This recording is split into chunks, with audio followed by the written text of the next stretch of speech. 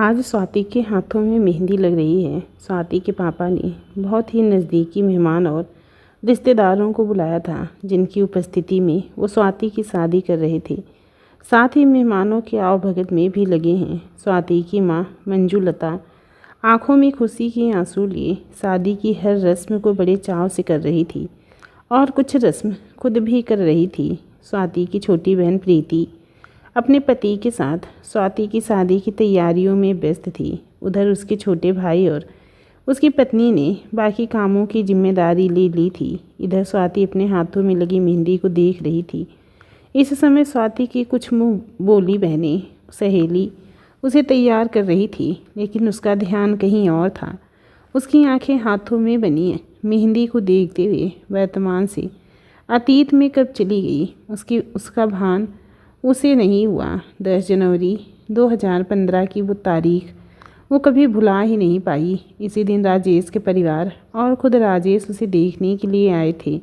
राजेश के परिवार वालों को तो स्वाति एक ही नज़र में पसंद आ गई। स्वाति थी ही इतनी सुंदर कि कोई उसे एक बार देख ले तो देखता ही रह जाता। 5 फुट 6 इंच लंबी, गोरा रंग। गलती से भी वो धूप में कुछ देर खड़ी हो जाए तो दोनों गाल टमाटर की तरह लाल हो जाते हैं। बड़ी बड़ी आंखें जिसमें भविष्य कई सपनों को उसने उनमें बसाए हुए हैं। घने बाल जो कंधे तक आते हैं। सुंदरता की देवी की प्रतिमूर्ति है स्वाति। और सबसे बड़ी खूबी कि अपनी सुंदरता का उसे लेस मात्र भी घमंड नहीं है। राजेश के पिता को स्वाति अपने बेटे के लिए पसंद आ गई थी, लेकिन राजेश के पिता अपनी पत्नी और बेटे की राय भी जानना चाहते थे। इसीलिए वो बिना अपने बेटे को बताए स्वाति के यहाँ गए। उन्होंने राजेश को स्वाति के विषय में बताकर राजेश के विचार जानने चाहे। राजेश के पिता की नज़र राजेश पर थी। वो उसकी राय जानना चाहते थे, लेकिन राजेश के दिमाग में कुछ और ही चल रहा था। राजेश के पिता ने धीरे से समझाने के तरीके से कहा, बेटा तुम्हें स्वाति पसंद तो है ना? क्या मैं इस रिश्ते के लिए हाँ कह दूँ? देखो घर परिवार भी अच्छा है और स्वाति भी अच्छी लड़की है। तू ज़्यादा मत सोच और हाँ कह दे। राजेश ने थोड़ा झुझलाते हुए कहा, पापा आपको सब कुछ पता है, फिर भी आप ये सब क्यों कर रहे हो? आपको तो पता है ना कि मैं क्या? राजेश के पिताजी ने राजेश को आगे बोलने नहीं दिया। वो कुछ और बोलता उससे पहले ही राजेश वहाँ से चला जाता है। स्वाति के पापा जो दूसरे कमरे में थे, उन्होंने राजेश को घर से बाहर निकलते हुए देख लिया था। वो तुरंत राजेश के पिताजी के पास गए। स्वाति के पापा कहते हैं, क्या हुआ भाई साहब? राजेश ऐसे क्यों चला गया? सब ठीक तो है ना? राजेश के पिताजी कहते हैं, नहीं नहीं भाई साहब, कुछ नहीं हुआ है। वो राजेश को अचानक से ऑफिस से फ़ोन आया था, इसलिए ऐसे अचानक वो चला गया। अच्छा तो फिर क्या कहा राजेश बेटे ने? स्वाति के पिताजी ने ज़बरदस्ती चेहरे पे मुस्कान लाते हुए कहा। इस वक्त उनके मन में उथल पुथल मची हुई थी। वो अपने आराध्य को मनाने की पूरी कोशिश कर रहे थे, कैसे भी करके ये रिश्ता हाथ से ना जाए, क्योंकि इतना अच्छा घर परिवार, माँ पिताजी और एक छोटी बहन और खुद राजेश। सबसे बड़ी बात, लड़का एक अच्छी कंपनी में काम करता है। अगर ये रिश्ता हो जाए तो मेरी बेटी राज करेगी। यही सोच रहे थे स्वाति के पिताजी। एक लड़की के पिता ही समझ सकते हैं कि इस वक्त उन पर क्या बीत रही होगी। राजेश के पिताजी ने उन्हें कुछ सोचते देखकर कहा, मुबारक हो भाई साहब, राजेश को स्वाति पसंद है। राजेश के जाने से पहले इस रिश्ते के लिए मंजूरी दे दी थी, क्योंकि इतनी प्यारी और लक्ष्मी समान बेटी को मना कर सकता है भला? क्यों भाग्यवान? राजेश के पिताजी ने अपनी पत्नी सरला देवी से कहा। राजेश की माँ यानी सरला देवी ने खिसियानी हंसी हंसते हुए इस रिश्ते के लिए हाँ कर दी। उसकी माँ अपने बेटे की पसंद जानती थी, इसीलिए उन्होंने राजेश की पसंद के बारे में सब कुछ अपने पति को बता दिया था।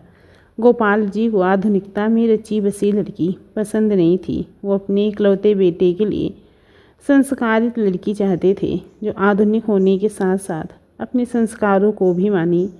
इसीलिए जब उन्होंने किसी शादी में स्वाति को देखा तो अपने बेटे के लिए उसे पसंद कर लिया और आज रिश्ता पक्का भी कर दिया।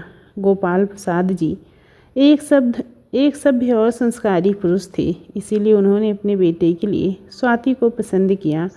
रात को जब सब घर आए तो उन्होंने राजेश को घर में पाया। गोपाल प्रसाद जी के घर में आने पर राजेश ने उनसे सवाल करना शुरू किया। राजेश कहता है, पापा, आप सब कुछ जानते हुए भी ऐसा क्यों कर रहे हैं? आप जानते हैं कि मैं प्रीता को पसंद करता हूँ, फिर आपने मेरी शादी तय क्यों कर दी? गोपाल प्रसाद जी ने गंभीर होते हुए कहा, राजेश, अब तुम बड़े हो गए हो, अपना अच्छा बुरा सब समझते हो, ठीक है, लेकिन तुम्हें सब आज़ादी है अपने मन की करने की। लेकिन मेरी एक बात ध्यान से सुनना, अगर तुमने उस लड़की से शादी की तो तुम्हारा रिश्ता इस घर से और मुझसे हमेशा के लिए ख़त्म हो जाएगा। अपनी जायदाद से तुम्हें बेदखल कर दूंगा और तो और अपनी चिता को भी आग लगाने का अधिकार तुम खो दोगे। ये बोलकर गोपाल प्रसाद जी अपने कमरे में चले गए। गोपाल प्रसाद जी अपने कमरे में टहल रहे थे। उन्हें इस तरह परेशान देख उनकी पत्नी ने उनसे पूछा, आप परेशान मत हो, सब ठीक होगा, लेकिन आप मेरी एक बात मानेंगे? आप प्रीता से एक बार मिल क्यों नहीं लेते? शायद उनके बारे में आपकी राय बदल जाए। गोपाल प्रसाद जी उसी तरह गंभीर होते हुए बोले, तुम मुझे अच्छे से जानती हो सरला, मैं कोई भी फैसला बिना सोचे समझे नहीं लेता। मैं प्रीता से मिल चुका हूँ। तुम्हें याद है, कुछ दिन पहले मैं बाज़ार गया था और वहाँ से आने के बाद मैं गुस्से में था क्योंकि किसी ने मेरी आत्मसम्मान को चोट पहुँचाया था। उस दिन रविवार होने के कारण बाज़ार में बहुत भीड़ थी, जिसके चलते हुए मैं एक लड़की से टकरा गया था। मैंने उससे पलटकर माफ़ी भी मांगी कि भीड़ होने के कारण मैं तुमसे टकरा गया, मुझे माफ़ करना बेटा। गोपाल प्रसाद जी की आंखों से चश्मा उतार कर अपनी आंखों में आती हुई आंसू को पोंछते हुए कहते हैं, उसने भरी बाजार में मेरी बेइज्जती की। उसने कहा कि सनकी बुड्ढे, तुझे दिखाई नहीं देता? तुम जैसे लोगों को मैं अच्छी तरह से जानती हूँ। उम्र हो गई लेकिन हरकत से बाज नहीं आओगे। सनकी पागल। ना जाने गुस्से में उसने क्या क्या कहा। मैं भी सिर झुकाकर खड़ा रह गया। जब थक कर वो चुप हो गई तो एक लड़के के साथ बाइक में बैठ कर चली गई और मैं अपनी जिंदा लाश के साथ घर आ गया। उनके कुछ दिन बाद राजेश ने इस लड़की को पसंद करने और उसे शादी करने की इच्छा जताई। जब उसने उस लड़की की तस्वीर दिखाई तो तस्वीर देखकर मैं चौंक गया। वो उस लड़की की फ़ोटो थी जिसे देखकर मैंने उसे उस लड़की से शादी करने के लिए मना कर दिया। अब राजेश को फैसला करना होगा कि उसे वो लड़की चाहिए या परिवार। किसी भी तरह से वो लड़की इस घर की बहू बनने के लायक नहीं है। ये कहकर गोपाल प्रसाद जी अपनी आराम कुर्सी पर आंख बंद करके बैठ गए। सरला देवी उनके पास जाकर कहने लगी, फिक्र मत कीजिए, सब ठीक हो जाएगा। मैं राजेश को अच्छे से जानती हूँ, वो स्वाति से शादी करने के लिए मान जाएगा।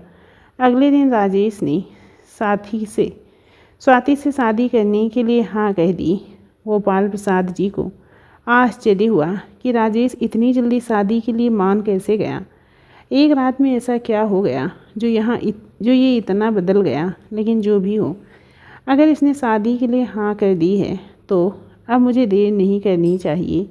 यही सोचकर उन्होंने स्वाति के पापा के पास फ़ोन किया। उधर से आवाज़ आई, हेलो भाई साहब, कैसे हैं आप? स्वाति के पापा थोड़ा घबराते हुए बात कर रहे थे। घबरा इसलिए रहे थे कि कहीं वो इस रिश्ते के लिए मना ना कर दे। लेकिन जब उन्होंने सुना राजेश शादी के लिए हाँ कर दिया है तो वो खुश हो गए। इसी सिलसिले में उन्होंने स्वाति के पापा को अपने घर बुलाया है। जब उन्होंने ये बात घर में बताई तो सब खुश हो गए सिवाय स्वाति को छोड़कर। स्वाति इतनी जल्दी शादी नहीं करना चाहती थी, लेकिन अपने पापा की खुशी के लिए उसने शादी की मंजूरी दे दी। कुछ ही हफ्तों में शादी की और सगाई की तैयारी हो गई। शादी के बाद स्वाति अपने ससुराल आई, लेकिन उसने गौर किया कि राजेश इस शादी से खुश नहीं है। जूता छुपाई के रस्म में मैं भी जब उनसे पैसे मांगे गए तो बिना कोई भावनाएं उन्होंने चुपचाप पैसे दे दिए। और यहाँ पर भी दुआ छिकानी में जब इनकी बहनों ने नेक मांगे तो उन्होंने चुपचाप पैसे दे दिए और थके होने का बहाना बनाकर अपने कमरे में चले गए। स्वाति जहाँ थी वहीं खड़ी रह गई। रूम से बाहर जाते समय अचानक राजेश कुछ सोचते हुए वापस आया और स्वाति के सामने खड़ा हो गया। स्वाति ने शर्म से अपने सिर को झुका लिया था। स्वाति, राजेश ने कहा, मैं तुम्हें धोखे में रखना नहीं चाहता, इसीलिए मैं तुम्हें सारी सच्चाई बताना चाहता हूँ, जिसे सुनकर शायद तुम मेरे साथ रहना भी नहीं चाहोगी। इतना सब कहकर राजेश कुछ देर के लिए चुप हो गया। स्वाति ने राजेश को चुप देखकर धीरे से पूछा, ऐसी कौन सी बात है कि आप बोलते बोलते चुप हो गए? राजेश थोड़ा गंभीर बनते हुए कहने लगा, स्वाति, मैं किसी और से प्यार करता हूँ और मैं उसे कभी भुला नहीं पाऊँगा। वो मेरे दिल में ही नहीं, मेरी आत्मा में भी बसी है और उसकी जगह कोई और नहीं ले सकता, तुम भी नहीं। स्वाति, ये शादी मैंने सिर्फ अपने पापा के लिए की है। मैं तुम्हारी जिम्मेदारी उठाने के लिए तैयार हूँ। तुम्हें हर वो चीज़ मिलेगी जिसकी तुम हकदार हो। समय के साथ तुम्हें मैं अपनी पत्नी मान भी लूँगा, लेकिन ऋचा को जो जगह लेकिन मीता की जो जगह मेरे दिल में है, उसकी जगह कोई नहीं ले सकता। इतना कहकर राजेश अपने कमरे से बाहर आ गया और स्वाति जहाँ थी वहीं खड़ी रह गई। इतना सब सुनने और जानने के बाद स्वाति इस घर में बिल्कुल भी नहीं रहना चाहती थी। वो अपने कमरे से निकलकर बाहर दरवाजे पर आ गई और जैसे ही वो बाहर जाने के लिए अपने पैर उठाए, स्वाति को अपने पापा की कही बात याद आ गई। बेटी, हमेशा मायके और ससुराल का मान बनाए रखना, चाहे परिस्थिति कैसी भी हो। हिम्मत और अपनी सूझबूझ से काम लेना। बेटा, सब कहते हैं कि बेटी शादी के बाद पराई हो जाती है, लेकिन मैंने ऐसा कभी नहीं सोचा और ना ही अपने बच्चों को ये सिखाया है। ये घर भी तुम्हारा है और हमेशा रहेगा, लेकिन बेटा, कभी ऐसी परिस्थिति बने जब तुम वहाँ नहीं रहना चाहती तो बेशक तुम यहाँ आ जाना, लेकिन पहले ठंडे दिमाग से सोचना कि वाकई में वो समस्या इतनी बड़ी है कि तुम अपने घर और अपने अधिकार छोड़कर अपने कदम पीछे खींचोगी या उस समस्या से डटकर सामना करोगी। और कभी अपने आप को अकेला मत समझना, मैं हमेशा तुम्हारे साथ रहूँगा। यही कहा था पापा ने। मैं ऐसे कैसे घर छोड़कर जा सकती हूँ। यही सोचकर स्वाति ने अपने बड़े कदम पीछे खींच लिए। अरे बेटा, तुम यहाँ क्या कर रही हो इतनी रात को?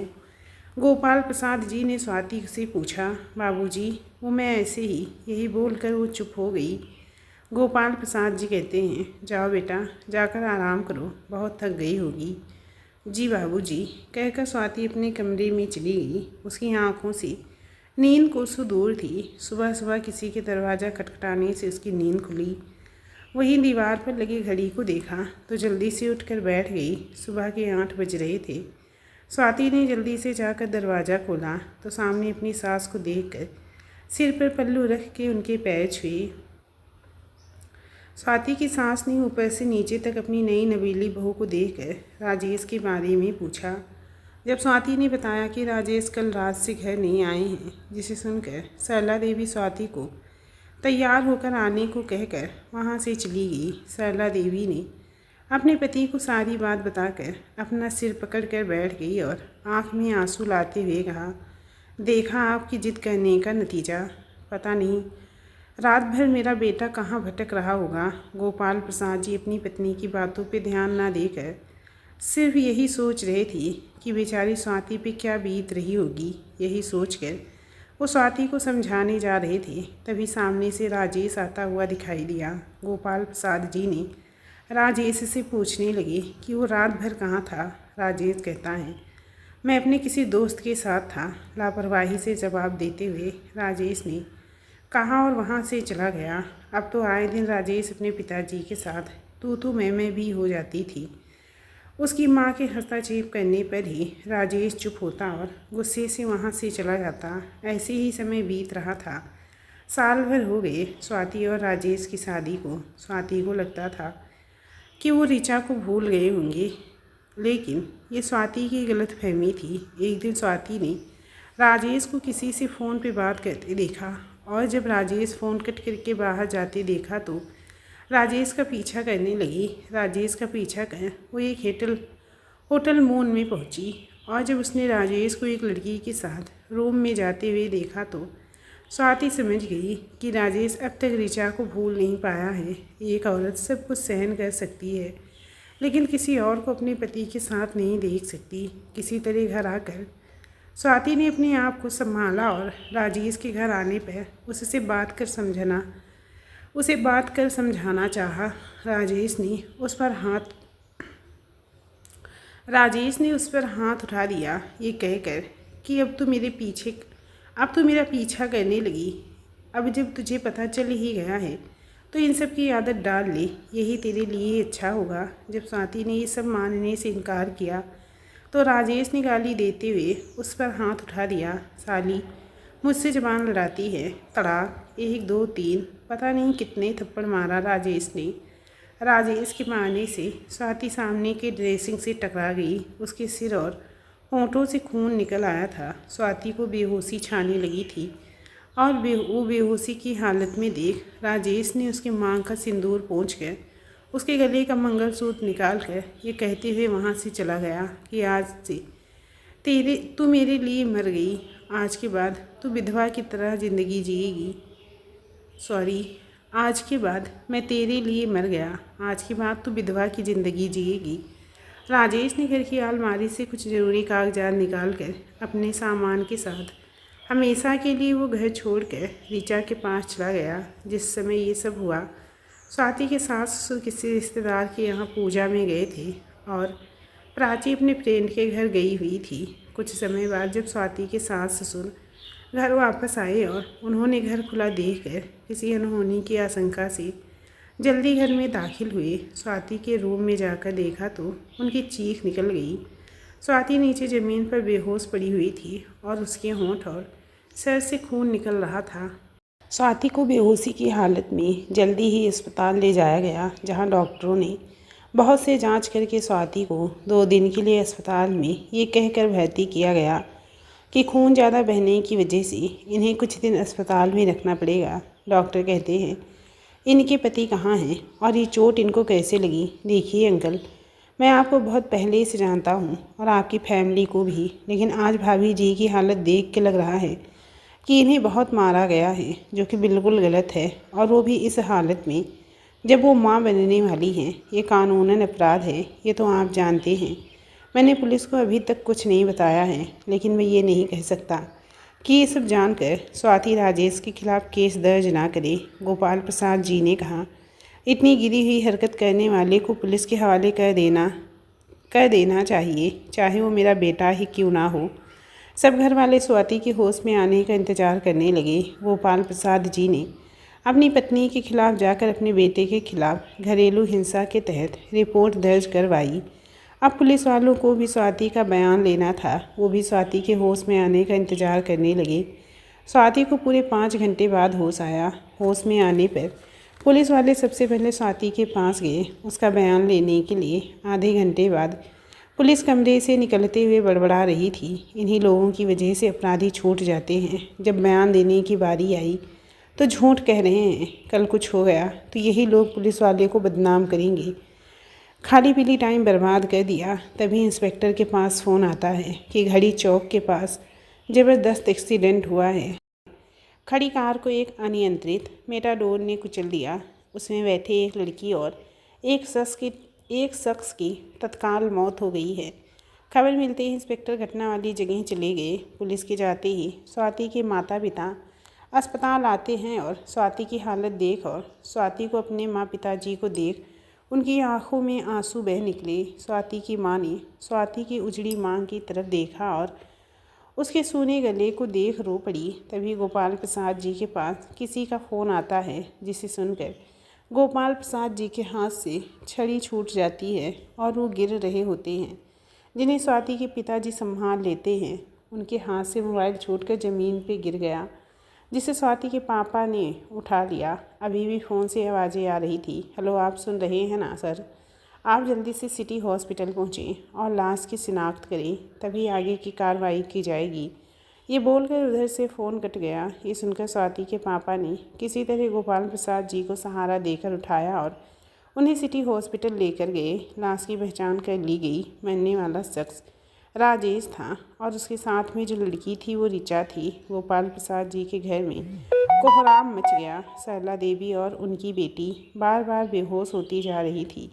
गोपाल प्रसाद जी ने किसी तरह खुद को रोके रखा था और स्वाति तो बिल्कुल चुप थी, किसी बुत की तरह। अब राजेश के पार्थिव शरीर को ले जाया जा रहा था। तब स्वाति आंखों में आंसू थे, सिवाय स्वाति को छोड़ के तो सबकी आंखों में आंसू थे सिवाय स्वाति को छोड़कर। स्वाति को देख आस पड़ोस की महिलाओं ने खुसर फुसर शुरू कर दी। सरला काकी के तो भाग ही फूट गए। पता नहीं कैसी कुलक्षणी बहू लाई है अपने लिए, साल भर भी नहीं हुए और अपने पति को खा गई। देखो तो महारानी को, मजाल है जो एक आंसू छलका हो। कैसी औरत है, राम राम। तभी दूसरी सभ्य समाज में रहने वाली सभ्य महिला ने कहा, सुना है सरला की बहू माँ बनने वाली है। क्या बात कर रही हो? उसी सभ्य समाज की किसी तीसरी महिला ने कहा। दूसरी महिला, सच कह रही हूँ बहन, इस बच्चे ने तो जन्म लेने से पहले ही अपने पिता को खा लिया। स्वाति को अपनी जगह से खड़ा होता देख सभी महिलाएं चुप हो गई और सिसकने लगी। स्वाति चुपचाप अपने कमरे में चली गई और कमरे में जाकर अंदर से रूम बंद कर लिया और बाथरूम में जाकर शावर चलाकर उसके नीचे खड़ी हो गई और भर भरा कर रोने लगी। करीब 1 घंटे तक वो रोती रही। अपने कुछ महीने की ज़िंदगी में जितनी भी बुरी यादें हैं उन्हें वो पानी में बहा आई। राजेश की 13वीं के दिन उसके सास और ननद ने दूसरों की बात में आकर सब मेहमानों के सामने स्वाति का बहुत अपमान किया। स्वाति का अपमान उसके माँ पिताजी नहीं देख सके और उसे अपने साथ अपने घर ले आए। धीरे धीरे समय बीत रहा था और 9 महीने पूरे होने पर स्वाति ने एक प्यारे से बेटे को जन्म दिया, जिसका नाम स्वाति ने शिवांश रखा। शिवांश जब 2 साल का हुआ तो स्वाति ने स्कूल में टीचर की जॉब कर ली। 3 साल हो गए पर स्वाति अपने अतीत को नहीं भूल पाई। उसने हंसना रोना सब भुला दिया, यहाँ तक उसने रंगों से भी परहेज कर लिया। अब उसके जीवन में सिर्फ एक ही रंग रह गया था, श्वेत रंग। स्वाति के माँ पिताजी उसे देखते और भगवान से यही प्रार्थना करते कि काश कोई आए और स्वाति की बेरंग ज़िंदगी में रंग भर दे। कहते हैं ना, ईश्वर के घर देर है पर अंधेर नहीं। सोमवार की सुबह स्वाति की मौसी जी का फ़ोन आया। जब उन्होंने स्वाति के बारे में पूछा तो स्वाति की माँ ने रोते हुए कहा, छोटी, मेरी बेटी को पता नहीं किसकी नज़र लग गई। 3 साल हो गए उस घटना को, लेकिन ऐसा लगता है कि अभी भी वो उस बुरे दौर को भुला नहीं पाई है। ये कहकर स्वाति की माँ चुप हो गई। अभी कहाँ है स्वाति? मौसी जी ने पूछा। अपने कमरे में है, बुलाती हूँ उसे। स्वाति की माँ आवाज़ देकर स्वाति को बुलाई और स्वाति के हाथ में फ़ोन देकर कहा, मौसी जी कैसी है गुड़िया? स्वाति कहती हैं, मैं ठीक हूँ मौसी जी, आप कैसी हैं? स्वाति ने पूछा। ताई जी ने स्वाति की आवाज़ से पहचान लिया मौसी जी ने स्वाति की आवाज़ से पहचान लिया कि बच्ची अभी भी अपने अंदर दर्द समेटे हुए है। मौसी जी फिर कहना शुरू करती हैं, गुड़िया, एक खुशखबरी बताने के लिए फ़ोन किया है, ज़रा फ़ोन स्पीकर में तो डाल, सबको एक साथ बताऊंगी। फ़ोन स्पीकर पे कर दिया है ताई जी, अब आप बताओ। ताई जी कहती हैं, सॉरी इस कहानी में दोस्तों मौसी जी की जगह ताई जी लिख गया है। मौसी जी कहती हैं, तो सुन गुड़िया, अपनी छुटकी की शादी तय हो गई है। लड़के वाले बहुत अच्छे हैं और लड़का डॉक्टर है। सब घर वाले मासी जी की बात सुन रहे थे। उनकी आवाज़ से ही पता चल रहा था कि वो बहुत खुश है। आप सबको आना है शादी में, खास करके तू गुड़िया। कोई ना भी आए तो चलेगा, लेकिन अगर तू और शिवांश नहीं आओगी तो मैं कभी तुझसे बात नहीं करूँगी। लेकिन मासी जी, आप जानती हैं कि मैं कहीं नहीं जाती। स्वाति ने कहा, मैं कुछ नहीं सुनूंगी। तुझे आना है मतलब आना है, समझी? नहीं तो अपनी मासी जी को भूल जाना। अब अपनी माँ को फ़ोन दे। स्वाति अपनी माँ को फ़ोन देकर वहाँ से चली गई। स्वाति के जाने पर अंजलि अपनी बहन के साथ बहुत देर तक बात की और कुछ तय करके उन्होंने फ़ोन रख दिया। अब स्वाति के घर में शादी की खरीदारी होने लगी। सब खरीदारी कर अपने अपने सामान पैक करने लगे। लेकिन जब स्वाति शिवांश के कपड़े अपने बैग में रखने लगी तो अंजलि जी ने ये कहते हुए मना कर दिया कि शिवांश के कपड़े मैं अपने साथ रखूँगी, ला दे इधर। और शिवांश के कपड़े लेकर अंजलि जी वहाँ से चली गई। अगले दिन सब घर वाले तय समय पर रायपुर के रेलवे स्टेशन पर पहुँच गए। स्वाति की मासी, उनके घर वाले और खुद दुल्हन भी, क्योंकि शादी अपने शहर में ना करके जगन्नाथपुरी की किसी अच्छे होटल में होनी थी, इसीलिए सब रायपुर रेलवे स्टेशन पर पहुंच गए थे। तय समय पर ट्रेन आई। स्वाति और मासी के घर वाले दुर्ग से पुरी जाने वाली ट्रेन में बैठ गए। क्योंकि सब घर वालों की टिकटें पहले से ही बुक कराई गई थी, इसीलिए किसी को कोई परेशानी नहीं हुई। ट्रेन तय समय पे अपने गंतव्य की ओर बढ़ने लगी। पूरे एक दिन के सफ़र के बाद पूरे परिवार वाले पुरी पहुंच गए और टैक्सी कर सब होटल में पहुंचे। होटल पहुंचकर सब अपने अपने सामान निकाल कर अपने अपने रूम की ओर बढ़ गए। होटल बहुत ही भव्य था, जिसमें 2 मंजिला इमारत बनी हुई थी। ऊपर के कमरों में लड़की वालों की ठहरने की व्यवस्था की गई थी और नीचे लड़की वालों के। होटल के बाहर बहुत ही बड़ा और सुंदर गार्डन बना था, जिसमें तरह तरह के फूल और पौधे थे। सब लोग अंदर आ गए, सिर्फ स्वाति को छोड़कर। वो धीरे धीरे सब तरफ देखते हुए अपने हाथ में अपने कपड़ों का बैग लिए आ रही थी। तभी मासी जी ने एक वेटर को इशारा किया और स्वाति की तरफ उंगली दिखाई। वेटर इशारा समझकर एक बड़े से जग में कुछ लेकर स्वाति के पास से गुजरने लगा। जैसे ही स्वाति उसके पास आई, उसने जानबूझकर अपने हाथ में पकड़े जग को स्वाति के ऊपर गिरा दिया। मासी जी ने हंसते हुए स्वाति को देखा तो उनकी हंसी अपने आप रुक गई और चाय का कप वहीं टेबल पर रखते हुए स्वाति की तरफ भागी।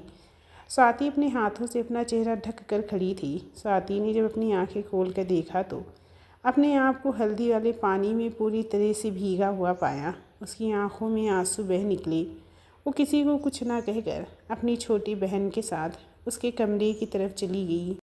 स्वाति के जाते ही मौसी जी उस वेटर पर दाना पानी लेकर चढ़ गई। मौसी जी कहती हैं, तुम्हें अकल नहीं है क्या? कितनी बार समझाया था कि नीले कलर को पानी में मिलाकर लाना, लेकिन तुमने क्या किया? हल्दी पानी उस पर डाल दी।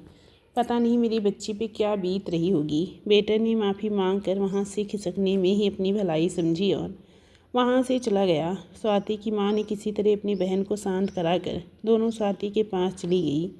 स्वाति अभी बाथरूम में नहा रही थी और हल्दी से लगे दाग को निकाल रही थी। काफ़ी समय तक जब वो बाहर नहीं निकली तो अंजलि जी को स्वाति की चिंता हुई। बहुत मनाने पर जब स्वाति बाथरूम से बाहर आई तो उसकी आंखें लाल थी और अभी भी चेहरे पे हल्दी के निशान थे। स्वाति ने अपनी छोटी बहन का नाइट गाउन पहना हुआ था। उसने बेड पे बैठते हुए कहा, अब मैं क्या पहनूंगी?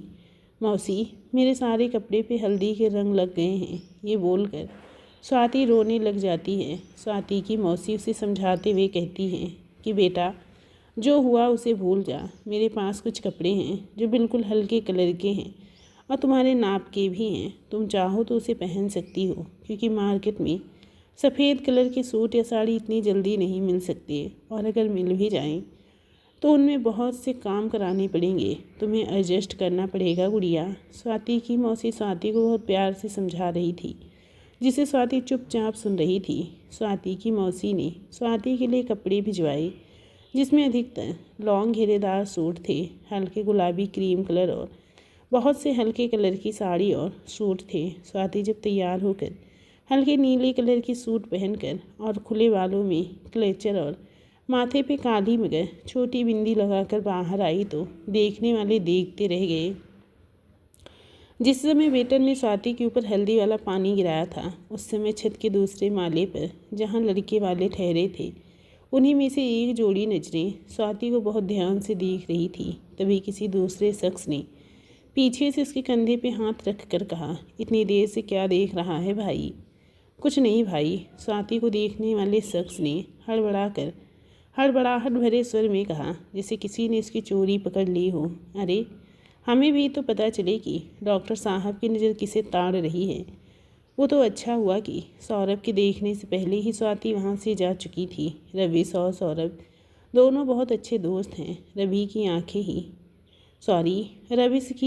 स्वाति को देख रही थी। स्वाति जब तैयार होकर नीचे आई तो दोनों परिवारों के मुखिया एक दूसरे के घर के सदस्यों से जान पहचान करा रहे थे। सबसे पहले स्वाति के मौसा जी ने अपने परिवार वालों का परिचय कराया। मौसा जी कहते हैं, मौसा जी अपने भैया भाभी, उनके बच्चे और सब रिश्तेदारों से मिलवाए और आखिरी में स्वाति की तरफ देखकर बोले, ये स्वाति है, मेरी पत्नी की बड़ी बहन की बेटी, और ये शिवांश स्वाति का बेटा। जैसे ही रबिश ने सुना कि स्वाति के 2 साल का बेटा है, उसे खांसी आ गई। सबने रबिश की ओर देखा तो वो सिर झुकाए वहाँ से चला गया। उसके पीछे पीछे सौरभ भी चला आया रबिश के पास। इधर लड़के वाले मौसा जी के परिवार वालों से मिलकर परिचय दे रहे थे। स्वाति की मौसेरी बहन की शादी जिस लड़के से हो रही थी, रबिश उसके बड़े भाई थे और स्वाति को जब उन्होंने पहली बार देखा तो बस देखते रह गए। प्रतीक रबिश से 4 साल छोटे हुए भी उसकी शादी पहले हो रही थी, क्योंकि रबिश ने अपने घर में कह दिया था कि वो अभी शादी नहीं करेगा। जब उसे अपनी पसंद की लड़की मिलेगी तभी करेगा शादी। लेकिन अभी तक रबिश को उसकी पसंद की लड़की नहीं मिली। ये शायद रबिश ही किसी को पसंद नहीं करते, लेकिन आज जब रबिश ने स्वाति को देखा तो देखता ही रह गया। उसका शांत और सौम्य व्यवहार उसे न चाहते हुए भी अपनी तरफ खींच रहा था। आज सुबह से ही बाराती और घराती दोनों तरफ के मेहमान तैयार होने में ज़्यादा ही व्यस्त हैं। वहीं स्वाति पहले से तैयार होकर बाहर गार्डन एरिया में बैठी किसी रिश्तेदार से बात कर रही थी।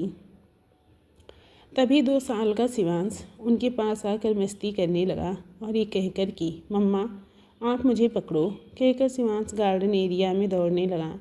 रुक बदमाश, अभी बताती हूँ तुझे कहकर स्वाति इसके पीछे पीछे दौड़ने लगती है। आगे आगे छोटा शिवांश और उसके पीछे दौड़ती हुई स्वाति। सब उन्हें देखकर हंसने लगे। तभी भागते भागते स्वाति को ठोकर लगी और वो गिर पड़ी। स्वाति के गिरते ही शिवांश ताली बजाकर हंसने लगा। हे मम्मा गिर गई, मम्मा गिर गई। सब हंसते हंसते अचानक चुप हो गए। स्वाति जहाँ गिरी थी वहाँ पर कांच के कुछ टुकड़े पड़े थे। जब स्वाति गिरी तब उसका हाथ कांच के टुकड़ों पे पड़ा और उसके हाथ में चोट लग गई। स्वाति के हाथ से खून निकलता देख सब उसकी ओर भागे और स्वाति के पास पहुँचे। उससे पहले रबिश स्वाति के पास पहुँचकर उसे सहारा देकर उठाया और वहीं पास में रखी चेयर पे बिठाकर इशारे से ड्रेसिंग करने के लिए दवाई का बॉक्स सौरभ से मंगवाया। स्वाति के मना करने पर उसे चुप रहने का इशारा किया। तब तक सौरभ दवाई का बॉक्स ले गया था। रबिश ने स्वाति के हाथ से कांच के टुकड़ों को निकाल दवाई लगाकर पट्टी बांध दी। सब दोनों को ही देख रहे थे। शादी में आई लड़कियां उस वक्त बस यही सोच रही थी कि काश स्वाति की जगह वो होती। हाय कितना हैंडसम लड़का है। और कई लड़कियों को स्वाति से जलन होने लगी थी और एक स्वाति है जो रबिश को धन्यवाद कही और शिवांश को लेकर अपने रूम में आ गई। एक बार पीछे पलट कर भी नहीं देखा। लेकिन रबिश की नज़र सिर्फ स्वाति पर थी, लेकिन किसी और की नज़र भी इन दोनों पर थी। आज दोपहर में ही सगाई की रस्म होनी थी, इसीलिए सब तैयार होकर होटल में बने एक बड़े से हॉल में सारे परिवार वाले जमा हो गए। हल्के पीच कलर के लहंगे में स्वाति की मौसेरी बहन पीहू बहुत ही सुंदर लग रही थी। जल्दी ही सगाई का कार्यक्रम शुरू हो गया। दूल्हे बने प्रतीक के बाजू में बैठे हुए रबिश की नज़र स्वाति पे ही थी।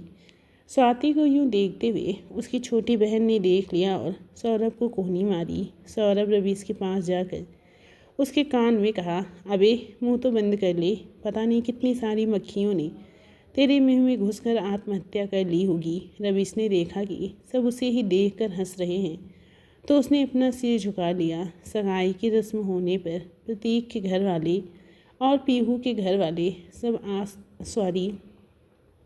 सब आपस में बैठकर हंसी मजाक कर रहे थे। तभी प्रतीक की बहन किसी बात पर बहुत हंस रही थी और साथ में सौरभ और उसके दोस्त भी।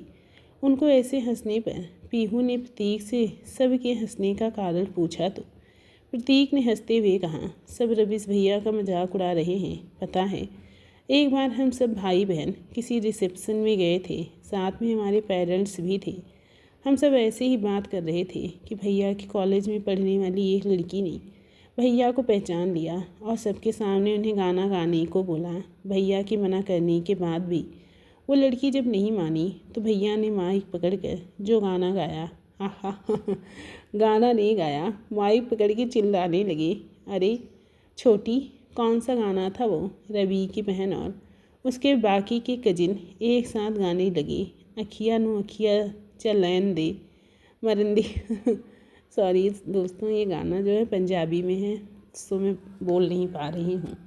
रबिश ने गाना सुना तो वो समझ गया कि सब उसका ही मजाक बना रहे हैं, इसीलिए वो भी उन शैतान पार्टी की खबर लेने चला गया। रबिश उनके पास गया ही था, तभी उसने सुना, पीहू, शायद उन्हें अच्छे से गाना ही ना आया हो, इसमें उनकी कोई गलती नहीं है। वैसे गाना कौन सा बताया तुमने?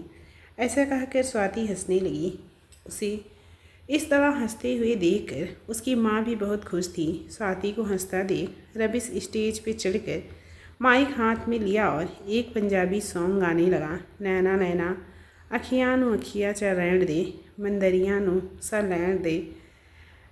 गाना पूरा कर जब रबिश नीचे आया तो सब उसी को देख कर ताली बजा रहे थे। सौरभ ने प्रतीक को कोहनी मार कर कहा, साला अपना भाई तो छुपा रुस्तम निकला बे। प्रतीक कहता है, लगता है भैया को किसी से प्यार हो गया है, कहकर मुस्कुराने लगा।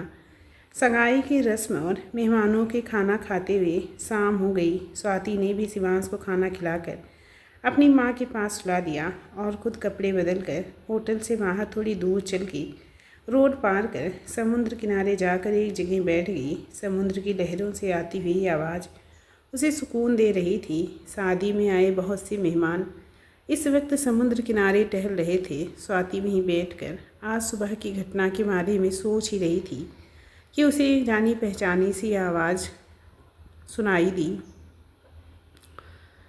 जानी पहचानी सी आवाज़ में किसी ने उसे आवाज़ दी, हेलो। स्वाति ने देखा कि रबिश और उसके दोस्त सौरभ उसे हेलो बोल रहे थे। अभी आपका हाथ कैसा है? ज़्यादा दर्द तो नहीं कर रहा? रबिश ने पूछा। स्वाति कहती है, पहले से बेहतर है और दर्द तो बिल्कुल भी नहीं हो रहा, धन्यवाद रबिश जी। रबिश चौंकते हुए कहता है, आपको मेरा नाम कैसे पता? जहाँ तक मुझे याद है मैंने आपको अभी तक अपना नाम नहीं बताया है। स्वाति ने मुस्कुराते हुए कहा, ज़रा अपने पीछे देखिए। रबिश ने जब पीछे देखा तो पाया कि शादी में आई अधिकतर लड़कियाँ यहाँ टहल रही हैं और मज़े की बात तो ये है कि सबने बहुत सारा मेकअप किया हुआ है। स्वाति ने कहा, ये जो आपको लड़कियां देख रही हैं ना, जब देखो तब आपकी ही बात कहती हैं सब। और दोपहर में जब आपने गाना गाया उस वक्त भी सब आपके बारे में बात कर रही थी, तभी पता चल गया था। रबिश था ही इतना हैंडसम कि कोई भी लड़की उससे शादी करना चाहे। स्वाति और सौरभ रबिश की ओर देखकर हंसने लगे और जब स्वाति हंस रही थी तो रबिश बस स्वाति के चेहरे को देखे जा रहा था। कितनी मासूम और निश्चल हंसी है इसकी, रबिश के दिल ने कहा। स्वाति का इस तरह हंसना उन लड़कियों को अच्छा नहीं लगा। वो समझ गई कि स्वाति हमें ही देखकर हंस रही है और वो 2 मिनट में सब वहाँ से खिसक गई। स्वाति ने भी उन दोनों को शुभ रात्रि कहा और अपनी माँ और बेटे के पास आकर सो गई। वहीं होटल के एक कमरे में स्वाति के रिश्तेदार की बेटी बहुत गुस्से में थी। उसने जब से रबिश को देखा तब से उससे प्यार करने लगी। वो जब भी रबिश के करीब जाना चाहती स्वाति को उसके करीब पाती। नेहा अपनी माँ पापा की इकलौती संतान है। उसने जिस चीज़ पे हाथ रखा उसे वो चीज़ मिलती चली गई और आज उसी का नतीजा है कि नेहा रबिश से शादी करने की जिद करने लगी। अगली सुबह रबिश के माता पिता और सब लोग हल्दी की रस्म की तैयारी कर रहे थे। उसी समय नेहा के मम्मी पापा रबिश के पेरेंट्स से अपनी बेटी नेहा के रिश्ते की बात चलाने लगे। जब रबिश के माता पिता ने कहा कि अगर आपकी बेटी को रबिश पसंद करती है अगर आपकी बेटी को रबिश पसंद करता है तो हम आज ही सगाई की रस्म कर देंगे, लेकिन उससे पहले मुझे अपने बेटे से बात करनी होगी। नेहा के घर वालों को लगा कि कहीं रबिश के माता पिता अपने बेटे की पसंद यानी स्वाति से शादी ना कर दी। इस डर से उन्होंने स्वाति के खिलाफ बहुत सी उल्टी सीधी बातें कही और ये भी कहा कि अब उसकी नज़र आपके बड़े बेटे पर है। ये कहकर वो वहाँ से चली गई। उनके जाते ही रबिश के पेरेंट्स ने हल्दी की रस्म को कुछ देर के लिए टालकर स्वाति के माता पिता अपने होने वाले समधी और रबिश को बुलाकर बात करने लगे। सबसे पहले उन्होंने रबिश से पूछा स्वाति के बारे में, जिसे रबिश सीधे और साफ शब्दों में कहा कि वो स्वाति से प्यार करता है और उससे शादी करना चाहता है। स्वाति की माँ पिताजी रबिश से ये सुनकर कि वो स्वाति से शादी करना चाहता है और स्वाति की पूरी सच्चाई सबके सामने बता दी, ये कहकर कि क्या अब भी तुम मुझसे शादी करना चाहते हो। रबिश ने हाँ कहते ही उसके माता पिता ने कहा, हमें कोई एतराज़ नहीं है इस शादी से, हमें तो सिर्फ अपने बेटे की खुशी चाहिए। जाइए आप भी स्वाति को इस शादी के लिए राज़ी करवाइए। स्वाति के माँ पिताजी जब स्वाति से शादी की बात करने गए तो वो बिफर पड़ी। शादी का सच मैंने देख लिया है पापा, मुझ में और शक्ति नहीं है ये सब सहने की। ये कहकर स्वाति जा रही थी कि तभी स्वाति के पापा उसे समझाते हुए कहते हैं कि सब एक जैसे नहीं होते बेटा, और कब तक तू ऐसे रहेगी। हमारे जाने के बाद तुम्हारा क्या होगा। मैं हाथ जोड़ता हूँ बेटा, इस शादी के लिए हाँ कर दो। स्वाति अपने पापा के हाथ को पकड़कर इस रिश्ते के लिए हाँ कर देती है। स्वाति की बहन की हल्दी की रस्म से पहले इनकी सगाई कर दी जाती है। एक हफ्ते बाद स्वाति के घर में शादी की तैयारियां चल रही हैं। उसी समय शिवांश के स्कूल से कॉल आता है कि शिवांश के स्कूल में उनकी मैम ने स्वाति को बुलाया है। जब स्वाति प्रिंसिपल के ऑफिस जाती हैं तो प्रिंसिपल उन्हें एक फ़ाइल देकर कहती हैं कि इसे पूरा भरिए। जब स्वाति फॉर्म भर कर देती है तो प्रिंसिपल मैडम उन्हें पिता की खाली जगह को भरने को कहती हैं, तो स्वाति ये कहकर मना कर देती है कि इसकी माँ भी मैं हूँ और बाप भी मैं हूँ। ये कहकर स्वाति पिता की जगह अपना नाम लिखने के लिए जैसे ही हाथ बढ़ाती है, एक आवाज़ सुनकर उसके हाथ रुक गए। मैं हूँ शिवांश का पापा और इस पर साइन करना मेरा अधिकार है। आज रबिश को इस तरह देखकर स्वाति के मन में रबिश ने अपनी जगह बना ली। स्वाति यही सोच रही थी कि उसका शादी करने का फैसला सही था। यही सोच रही थी स्वाति कि शिवांश ने अपनी मम्मा को शादी की जोड़ी में देखकर कहा, मम्मा आप इस कपड़े में बहुत सुंदर लग रही हो, बिल्कुल एक राजकुमारी की तरह। और तभी बाहर सब बारात का स्वागत करने के लिए चले गए। राजकुमार अपनी राजकुमारी को हमेशा हमेशा के लिए अपना बनाने के लिए आ गए थे। दोस्तों ये कहानी आप लोगों को कैसी लगी, पसंद आई हो तो प्लीज़ बताना, प्लीज़ बता देना, वरना फिर कहानी ऐसे चलेगी, फिर लेट लतीफ़ आएगी और आप लोग बता देंगे तो फिर जल्दी से जल्दी अपलोड करने की कोशिश करूँगी। और अच्छी लगी हो तो प्लीज़ लाइक कर दिया करिए, और चैनल पर न्यू है अभी तक सब्सक्राइब नहीं किया तो सब्सक्राइब भी प्लीज़ कर लेना। बहुत ज़्यादा गर्मी में वीडियो बनाना पड़ता है।